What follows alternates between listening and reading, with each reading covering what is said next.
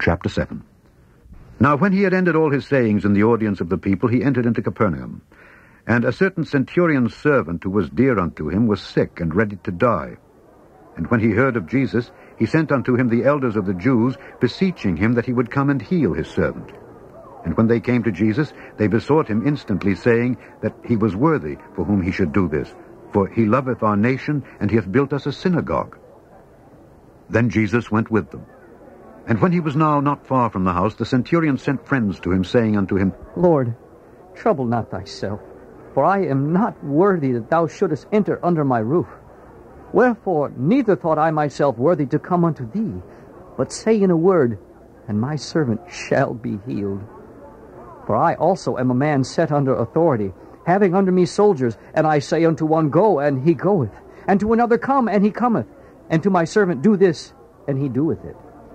When Jesus heard these things, he marveled at him, and turned him about, and said unto the people that followed him, I say unto you, I have not found so great faith, no, not in Israel. And they that were sent, returning to the house, found the servant whole that had been sick. And it came to pass the day after that he went into a city called Nain, and many of his disciples went with him, and much people. Now when he came nigh to the gate of the city, behold, there was a dead man carried out, the only son of his mother, and she was a widow, and much people of the city was with her. And when the Lord saw her, he had compassion on her, and said unto her, Weep not. And he came and touched the bier, and they that bare him stood still. And he said, Young man, I say unto thee, Arise. And he that was dead sat up, and began to speak. And he delivered him to his mother. And there came a fear on all, and they glorified God, saying that a great prophet is risen up among us, and that God hath visited his people. And this rumor of him went forth throughout all Judea, and throughout all the region round about. And the disciples of John showed him of all these things. And John, calling unto him 2 of his disciples, sent them to Jesus, saying, Art thou he that should come, or look we for another? When the men were come unto him, they said, John Baptist hath sent us unto thee, saying, Art thou he that should come, or look we for another? And in that same hour he cured many of their infirmities and plagues, and of evil spirits, and unto many that were blind he gave sight. Then Jesus answering said unto them, Go your way, and tell John what things ye have seen and heard, how that the blind see, the lame walk, the lepers are cleansed, the deaf hear, the dead are raised. To the poor the gospel is preached, and blessed is he whosoever shall not be offended in me. And when the messengers of John were departed, he began to speak unto the people concerning John. What went ye out into the wilderness for to see? A reed shaken with the wind? But what went ye out for to see? A man clothed in soft raiment? Behold, they which are gorgeously apparelled, and live delicately, are in kings' courts. But what went ye out for to see? A prophet? Yea, I say unto you, and much more than a prophet. This is he of whom it is written, Behold, I send my messenger before thy face, which shall prepare thy way before thee. For I say unto you, among those that are born of women, there is not a greater prophet than John the Baptist. But he that is least in the kingdom of God is greater than he. And all the people that heard him and the publicans justified God, being baptized with the baptism of John. But the Pharisees and lawyers rejected the counsel of God against themselves, being not baptized of him. And the Lord said, Whereunto then shall I liken the men of this generation? And to what are they like? They are like unto children sitting in the marketplace, and calling one to another, and saying, We have piped unto you, and ye have not danced.